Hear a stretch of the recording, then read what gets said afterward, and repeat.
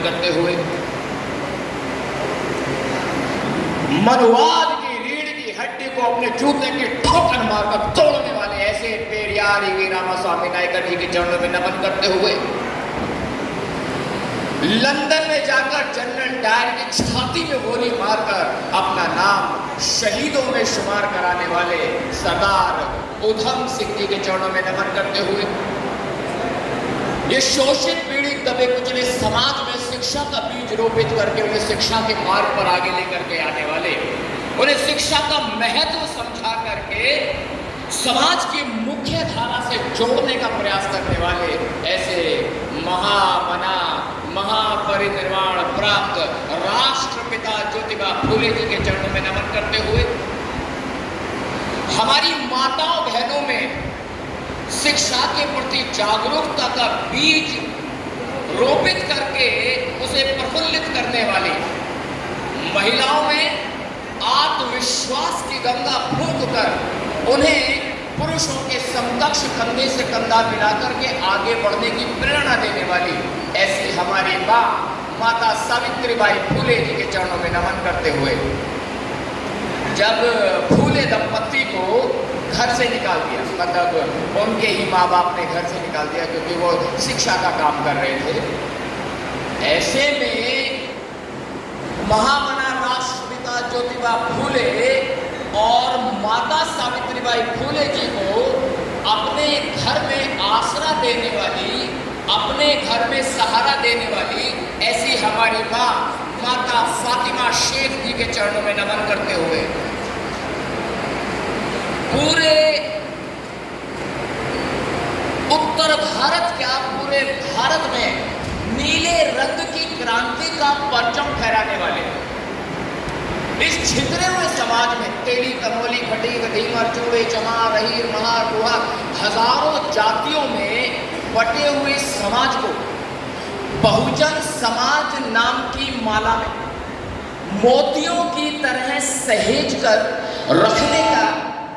रखने का काम करने वाले ऐसे महामना मान्यवर साहेब काशीराम जी के चरणों में नमन करते हुए पूरे विश्व को विश्व का सबसे बड़ा लिखित संविधान देने वाले, पूरे विश्व को विश्व का सबसे बड़ा लोकतंत्र देने वाले, भारत में गणतंत्र की व्यवस्था करवाने वाले, भारत में वो लोग जिन्हें रोजगार चाहिए उनके लिए रोजगार कार्यालयों की व्यवस्था करवाने वाले, जब रोजगार करके 60 साल पूरा करके आप बुजुर्ग होकर नौकरी से रिटायर हो जाएंगे तो आपको एक छोटी सी आमदनी की आवश्यकता महसूस होगी, उस आमदनी को पेंशन के रूप में आप सबको प्रदान करने वाले,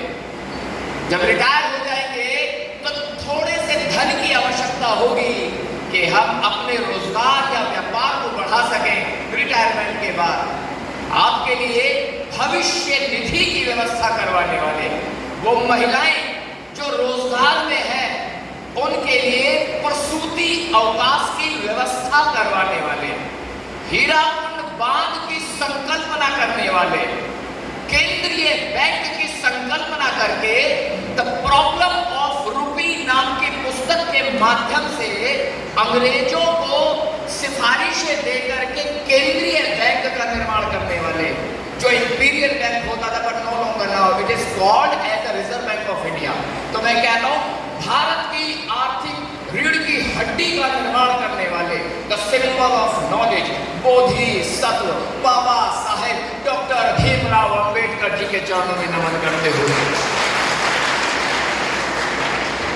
शब्द कम पड़ जाते हैं बाबा साहब की शान में कहते थे, और मान्यवर साहेब काशीराम जी के दिए हुए कारवां को, उस कारवां को फर्श से अर्श तक पहुंचाने वाली, नीले रंग की क्रांति को पूरे भारत में फैलाने वाली, उत्तर प्रदेश में महापुरुषों के इतिहास को पुनर्जीवित करके महापुरुषों की विचारधारा को समाज में पुनर्स्थापित करने वाली 4 बार उत्तर प्रदेश की मुख्यमंत्री रही और वर्तमान में बहुजन समाज पार्टी की राष्ट्रीय अध्यक्षा बहन कुमारी मायावती जी के चरणों में नमन करते हुए और दर्शक दीर्घा में आए हुए समस्त मेरे युवा साथी, मेरी माताएं, बहनें, बुजुर्ग साथी, आप सबका स्वागत, सम्मान, इस्तकबाल और प्रदेश की समस्त कमेटी और उसके समस्त पदाधिकारीगण, आप सबका स्वागत, सम्मान और क्रांतिकारी जय भीम। आज के कार्यक्रम के मुख्य अतिथि श्रद्धेय ML तोमर साहब, आपके लिए क्रांतिकारी जय भीम। आपने मुझे इस प्रदेश में मौका दिया, उसके लिए मैं आभार प्रकट करता हूं। कार्यक्रम की अध्यक्षता कर रहे माननीय राजेश मेहता जी, जो हमारे प्रदेश अध्यक्ष हैं, आज की अध्यक्षता कर रहे, आपको भी क्रांतिकारी जय भीम और सबको जय भीम। जय भीम का जवाब अगर जय भीम से न मिले तो रवानी नहीं होती, और जिस हलक से जय भीम ना निकले उसकी जवानी नहीं होती। दोनों हाथ ऊपर करेंगे मेरे साथ, दोनों हाथ ऊपर करेंगे। जय भीम, जय भीम, जय भीम। आया करंट?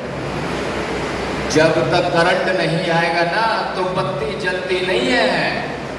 और यहां नीले रंग की क्रांति करने के लिए केवल एक ही मूल मंत्र है, वो है जय भीम।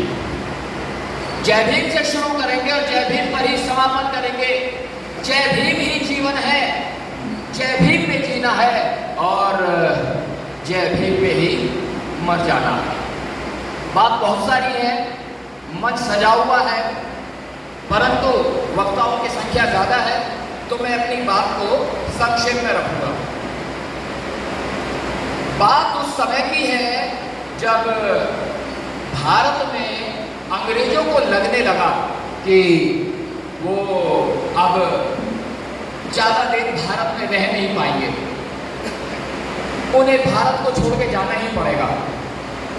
ये बात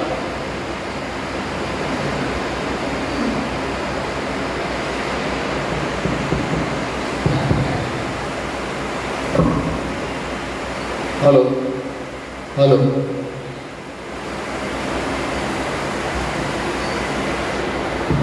बात उस समय की है जब अंग्रेजों को लगने लगा कि अब तो जाना पड़ेगा, लेकिन अंग्रेजों ने कहा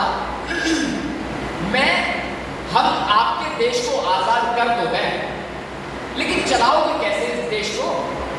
देश विविधताओं से भरा हुआ, देश विभिन्न प्रकार की संस्कृतियों से भरा हुआ, ऐसा मुल्क जहां हर 50 किलोमीटर में भाषा बदल रही है, बोली बदल रही है, वेशभूषा बदल रही है, खान पान बदल रहा है, रहन सहन बदल रहा है।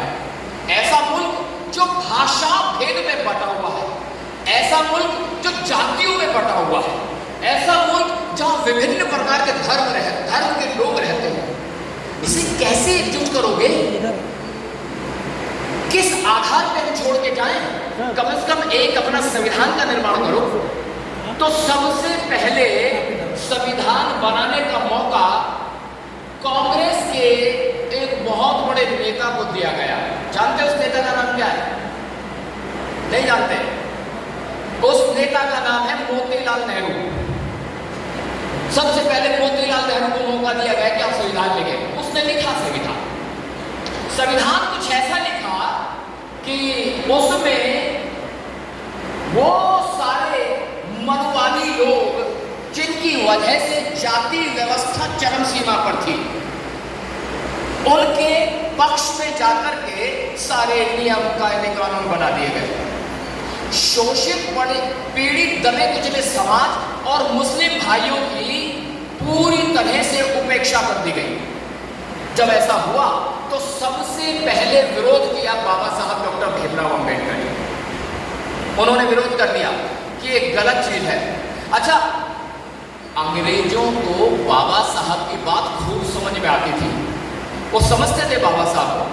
तो उन्होंने अंग्रेजों से कहा कि भाई ये तो अगर संविधान बने तो पूरे भारत के लिए बराबर बने।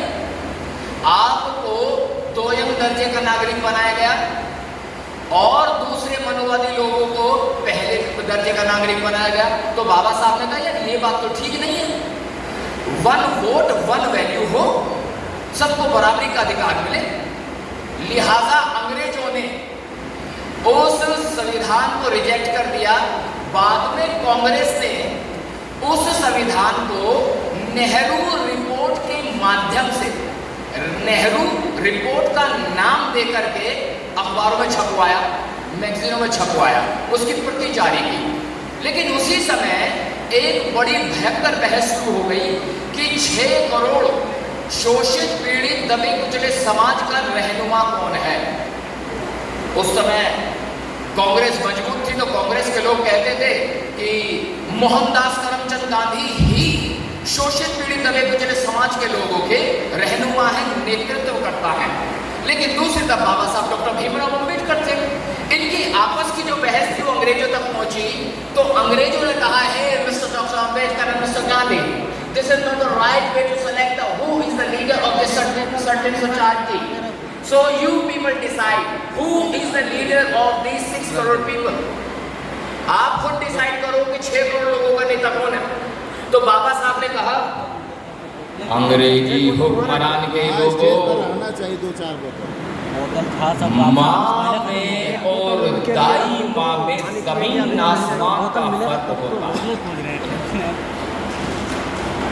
दाई माँ को हो सकता है साबित करना पड़े कि वो माँ है, लेकिन माँ को आवश्यकता ही नहीं ये साबित करे कि वो माँ है।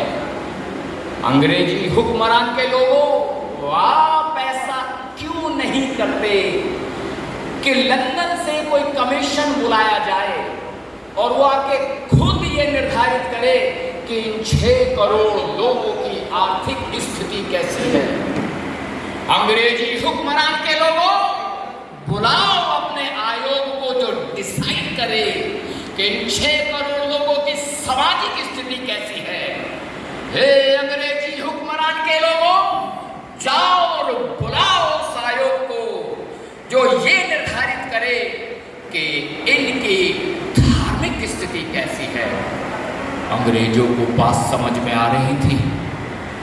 जानते हो 1928 में अंग्रेजों ने लंदन से एक कमीशन बुलाया। उस कमीशन का नाम था साइमन कमीशन। उस सब कमीशन का नेतृत्व कर रहे थे सर जॉन साइमन। लेकिन भारत के मनुवादी लोगों ने विरोध करना शुरू कर दिया और ये कहना शुरू किया Simon go back Simon, Simon चले जाओ, हमें तुम्हारी आवश्यकता नहीं। यहाँ के लोग साइमन कमीशन का विरोध इसलिए नहीं कर रहे थे कि उन्हें देश को आजाद कराना था, बल्कि विरोध इसलिए हो रहा था कि वो यहाँ आकर के शोषित पीड़ित दबे कुचले समाज के 6 करोड़ लोगों की स्थिति का जायजा लेना चाहते थे। वो जायजा लेना चाहते थे कि उनकी आर्थिक स्थिति कैसी है, सामाजिक स्थिति कैसी है, धार्मिक स्थिति कैसी है, शैक्षिक स्थिति कैसी है, मनोवैज्ञानिक स्थिति कैसी है, पारिवारिक स्थिति कैसी, जानना चाहते थे ताकि उनके लिए कुछ निर्णय लिए जा सके, उनको समाज की मुख्य धारा से जोड़ा जा सके, इसलिए हुआ है। लेकिन ये मनुवादी लोगों को स्वीकार्य नहीं था, उन्होंने विरोध किया। जानते हो उस समय की कांग्रेस ने क्या किया? हमारा आदमी का जो पेट है बड़ा छोटा सा होता है, वो जल्दी भर जाता है। तो आपकी बस्तियों में जाकर के जानते हो क्या कहा? सुनो, जब साइमन कमीशन के लोग आएंगे ना तो आप उनको बताना कि आपकी स्थिति तो बहुत अच्छी है, आपके पास रोजगार के सारे साधन हैं, आपको धार्मिक आजादी मिली हुई है, आपको सामाजिक आजादी मिली हुई है, कोई दिक्कत नहीं है, एंड यू बहुत अच्छे से जिंदगी चल रही है। जानते क्या हुआ?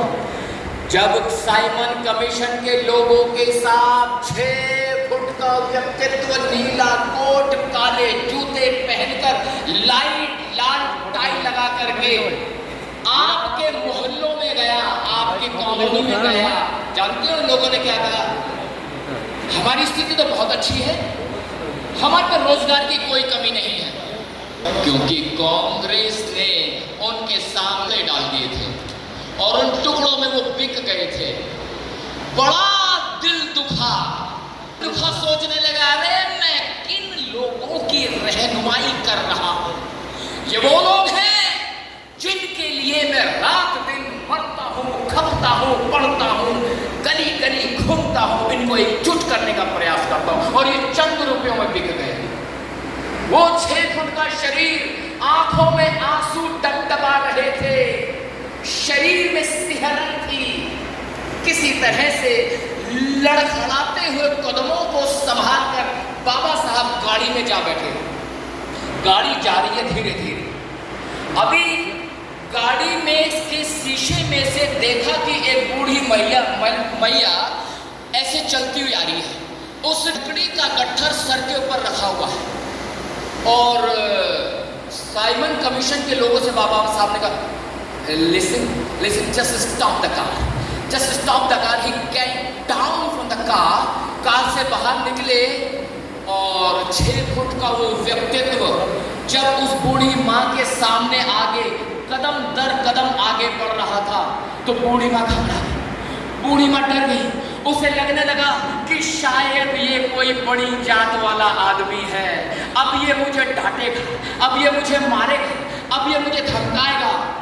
पहले कहने लगी, बाबूजी, बाबूजी ये लकड़ियां मैंने चुराई नहीं है बाबूजी, बाबूजी मैंने किसी पेड़ से लकड़ियां तोड़ी नहीं है बाबूजी, बाबूजी ये टूटी हुई लकड़ियां थी, बाबूजी ये टूटी हुई टहनियां थी, बाबूजी वो यूं ही जंगल में पड़ी हुई थी बाबूजी, बाबूजी मैं तो ऐसे ही उठा के ले आई।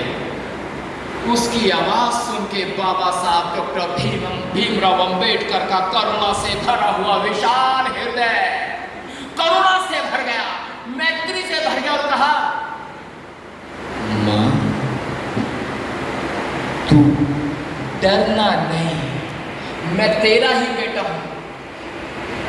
सुनो, ये लंदन से अंग्रेजी हुक्मरान के लोग आए, ये लोग आए हैं जो जानना चाहते हैं कि तेरे समाज की स्थिति कैसी है, ये जानना चाहते हैं कि तू जिंदगी कैसे बसर करती है। ये अंग्रेजी हुक्मरान के लोग लंदन से आए हैं, जानना चाहते हैं, ये जानना चाहते हैं कि तू परिवार में जिंदा कैसे रहती है, मशक्कत कैसे करती है, और तू खाती क्या है। मदद कर और इनको सच्चा आईना दिखा मेरी माँ। तब कहीं जाके वो बूढ़ी माँ बाबा साहब को अपने गांव में ले गई साइमन कमीशन के लोगों के साथ। जब साइमन कमीशन के लोगों के सामने वहां के लोगों ने अपनी व्यथा बयान की, तो साइमन कमीशन के लोगों का भी कलेजा फट गया। वो कहने लगी महिलाएं,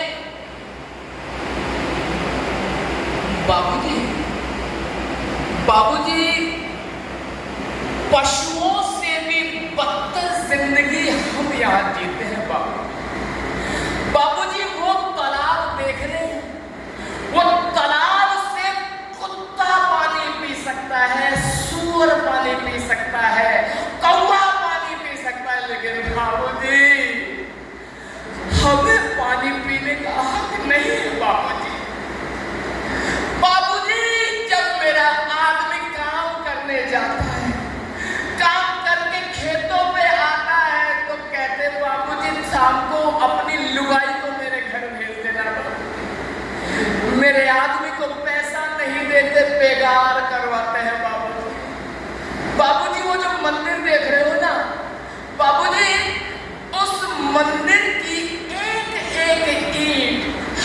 लोगों ने उठा के लगाई है बाबूजी। बाबूजी, उस मंदिर में रखी हुई जो प्रतिमा है वो कालू चमार ने बनाई है बाबूजी। वो यही झोपड़ी में रहता है। लेकिन जानते हो बाबूजी, जब तक मंदिर बन रहा था तो हमें इजाजत थी काम करने की बिना पैसों के। लेकिन जब वो मंदिर बन गया ना साहब, अब हमारे अंदर घुसने से भी वो प्रतिमा अपवित्र हो जाती है बाबूजी। बाबूजी, रोटी नहीं है, सूखी रोटियों पर जीवन बिताते हैं बाबूजी। कटोरी में पानी और सूखी रोटी के टुकड़े भिगो के रखते हैं, तब पेट भरते हैं बाबूजी। बाबूजी, ये धोती का टुकड़ा इतना सा है कि कूल्हे ढक लूं तो छाती दिखती है और छाती ढक लूं तो कूल्हे दिखने लगते हैं बाबूजी। बाबूजी, ये स्थिति है हमारी। बात सुनकर साइमन कमीशन का कलेजा छल्ली छल्ली हो गया। वो 6 फुट का व्यक्तित्व आंसुओं से भरी हुई आंखों को छिपाने लगा और मन में सोचने लगा, ये स्थिति मेरे समाज की। ये अंग्रेज बड़े सच्चे थे। इन्होंने ऐसी की ऐसी रिपोर्ट बना दी और लंदन भेज दी। समय तो लगा, लेकिन समय लगने के बाद लंदन से आदेश आया, mister Theodore Ambedkar, we have considered you as the leader of the depressed class people. That's why we want you to come to attend Congress सम्मेलन। बाबा साहब के पास आदेश आया कि आ जाओ बोलने सम्मेलन में आकर 6 करोड़ लोगों का प्रतिनिधित्व करो। 6 करोड़ लोगों का प्रतिनिधित्व करने के लिए बाबा साहब को गोलमेज सम्मेलन में बुला लिया गया और वहां आपकी जो पैरवी बाबा साहब ने की साहब, उसका परिणाम यह था, आपको कम्युनल अवार्ड दिया गया। कम्युनल अवार्ड समझते हैं? नहीं समझते। आपको मिला था, आपका ही नेता होगा और वोटर भी आप ही का होगा। सेपरेट इलेक्टोरेट होगा, वहां किसी अन्य का उसमें हस्तक्षेप नहीं होगा। आप ही चुनने वाले होंगे, आप ही नेता होंगे। आपको मिला, लेकिन ये बात गांधी जी को गवारा नहीं हुई। जानते हो, गांधी जी उस समय यड़वाड़ा जेल में बंद थे। जेल में बंद होते हुए भी उस बूढ़ी हड्डियों में सिहरन होने लगी। उन बूढ़ी हड्डियों में रक्त संचार बढ़ गया, उन बूढ़ी हड्डियों में शक्ति आ गई और कहने लगा, ना, शोषित पीड़ित दबे कुचले समाज के लोगों को अगर कम्युनल अवार्ड दिया जाएगा तो मैं तब तक अनशन करूंगा जब तक मेरे प्राण ना निकल जाए। साहब, उसने अनशन करना शुरू कर दिया। अंग्रेजों से भी शिकायत की। सुनो, उस समय कम्युनल अवार्ड सिखों को, मुसलमानों को भी दिया गया। उन्होंने कहा दे दो, कोई आपत्ति नहीं है, सिखों को दे दो, मुसलमानों को दे दो, लेकिन इन दबे कुचले समाज के लोगों को नहीं दे सकते। अब आप समझ रहे, जातिगत घृणा चरम सीमा, इतनी ऊंचाई पर। अब कमजोर तो आदमी था ही, 1-2 दिन की भूख बर्दाश्त नहीं हुई, ऐसा हो गया कि प्राण अब गए और तब गए, हालत बहुत ज्यादा खराब हो गई। तो कांग्रेस में लोगों ने दबाव बनाना शुरू कर दिया। पूरे देश में हमारे भाइयों पर, बहन बेटियों पर अत्याचार होने लगा। दूर दूर से बाबा साहब के पास खत आने लगे, तार आने लगे कि साहब ऐसा है कि आप मानो गांधी जी की बात, नहीं तो जो है अगर उनकी मृत्यु हो गई तो पूरे देश में राइट्स हो जाएंगे। बड़ी टेंशन का विषय हुआ। एक रात बाबा साहब को डॉक्टर भीमराव अंबेडकर अपनी पत्नी माता रमाबाई अंबेडकर के साथ बैठे रहे। वो माता रमाबाई अम्बेडकर को रामू कहते थे। वो कह रहे थे, रामू तुम्हें क्या लगता है मुझे क्या करना चाहिए? अब तो मुझे ऐसे लगता है कि कांग्रेस के लोगों ने मेरी हत्या का भी प्रोविजन कर दिया है। तो जानते हो, बेपढ़ी लिखी अनपढ़ शिक्षित औरत, अनपढ़ शिक्षित महिला, जानते हो क्या कहती है? कहती है, साहब आप अगर आप स्वस्थ हैं तो सब ठीक है, बस आप ठीक रहना। बाबा साहब से बात चली तो बाबा साहब को समझ में आ गया क्या करना। तभी के तभी दरवाजे पे दस्तक हुई।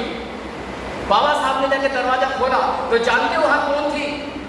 एक अपनी धोती का पल्ला फैला करके, धोती का पल्ला फैला करके घुटनों पे गिर के कह रही है, बाबा साहब मेरे पति के प्राणों की रक्षा करो, मेरे पति के प्राणों को बख्श दो। बाबा साहब ने कहा, अरे आप घुटनों पर क्यों हैं? आप अंदर आए। पहचान गए कि ये माता कस्तूरबा है। घर में बैठाया, कहा कि मुझसे जितना बन पड़ेगा करूंगा। और अगले ही दिन यड़वाड़ा जेल में गए, गांधी से बात की और पूना पैक्ट साइन किया गया। 5000 सालों के इतिहास में पहली बार भारत के दो समुदायों के बीच में समझौता हुआ। हिंदुओं का नेतृत्व कर रहे थे गांधी जी और दलितों का नेतृत्व कर रहे थे बाबा साहब डॉक्टर भीमराव अम्बेडकर। इतिहास में पहली बार हुआ और साइन करके इस बात पे सहमति बनी, कम्युनल अवार्ड छोड़ देंगे। लेकिन अपना बाप भी तो बाप ही था ना, उसने भागते भूत का लंगोटा भी खींच लिया। उसने आपके लिए नौकरियों में रिजर्वेशन मांगा, उसने आपके लिए रिजर्वेशन मांगा राजनीति में, उसने आपके लिए रिजर्वेशन मांगा शिक्षा में, और आपको मिला। आज यहाँ इस रूम हॉल में आ गए हैं, अच्छे कपड़े पहने हैं, शायद उसी महापुरुष की देन है, शायद उसी वजह से हम आज यहाँ पर एक दूसरे से वार्तालाप कर पा रहे हैं। तो नमन है उस बाबा साहब, नमन है। तो एक बार फिर से बोल दो, हाथ ऊपर करके बोल दो मेरे साथ,